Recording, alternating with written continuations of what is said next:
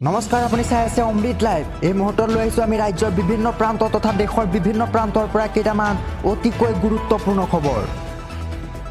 অসমৰ জনতালৈ 7টা ভাল খবৰ।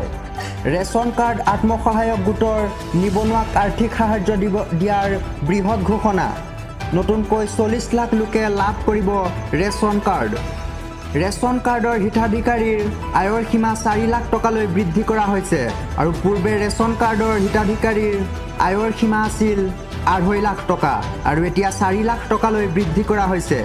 অৰ্থাৎ যিসকল ব্যক্তিৰ বছৰি ইনকাম 4 লাখ টকাতকৈ কম সেইসকল ব্যক্তিয়ে লাভ কৰিব ৰেচন কাৰ্ড।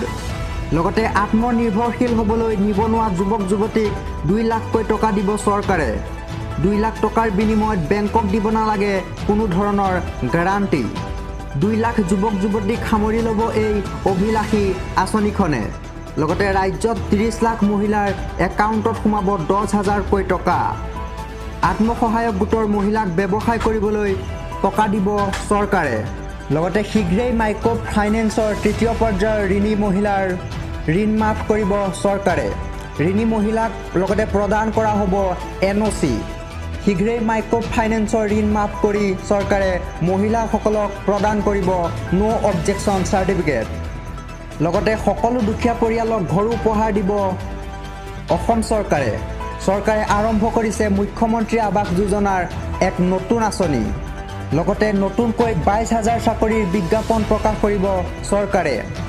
বিজেপি চৰকাৰে থকালৈকে চলি থাকিব বৃহৎ নিযুক্তি প্ৰক্ৰিয়া আৰু এই মন্তব্য এনেদৰে প্ৰদান কৰে মুখ্যমন্ত্ৰী ডক্টৰ হিমন্ত বিশ্ব শৰ্মাই।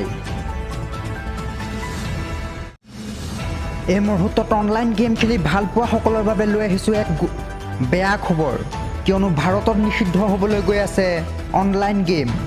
অনলাইন গেম নিষিদ্ধ কৰাৰ পৰিকল্পনা কৰিছে ভাৰতৰ কেন্দ্ৰীয় চৰকাৰে। মোদী চৰকাৰৰ চকু দেশৰ ডিজিটেল জগততো। মূলতঃ 3 প্ৰকাৰৰ গেম নিষিদ্ধ কৰিব ভাৰত চৰকাৰে। মানুহৰ বাবে ক্ষতিকাৰক আৰু নিচাযুক্ত গেম নিষিদ্ধ কৰাৰ পৰিকল্পনা চলাইছে ইতিমধ্যে চৰকাৰে। স্বতন্ত্ৰ নামৰ এই সংস্থাই নিয়ন্ত্ৰণ কৰিব অনলাইন গেম। কৃত্ৰিম বুদ্ধিমত্তা নিয়ন্ত্ৰণ কৰাৰ পৰিকল্পনা চৰকাৰৰ। কেন্দ্ৰীয় তথ্য প্ৰযুক্তি মন্ত্ৰী ৰাজীৱ চন্দ্ৰ শেখৰে সদৰি কৰে এই তথ্য। কৃত্ৰিম বুদ্ধিমত্তা নিয়ন্ত্ৰণ কৰাৰ প্ৰক্ৰিয়াৰে স্বতন্ত্ৰ সংস্থাই নিয়ন্ত্ৰণ কৰিব ভাৰতত অনলাইন গেম। মানুহৰ বাবে ক্ষতিকাৰক আৰু নিচাযুক্ত গেম নিষিদ্ধ হ'ব ভাৰতৰ পৰা। মূলতঃ 3 প্ৰকাৰৰ গেম নিষিদ্ধ কৰিব ভাৰত চৰকাৰে।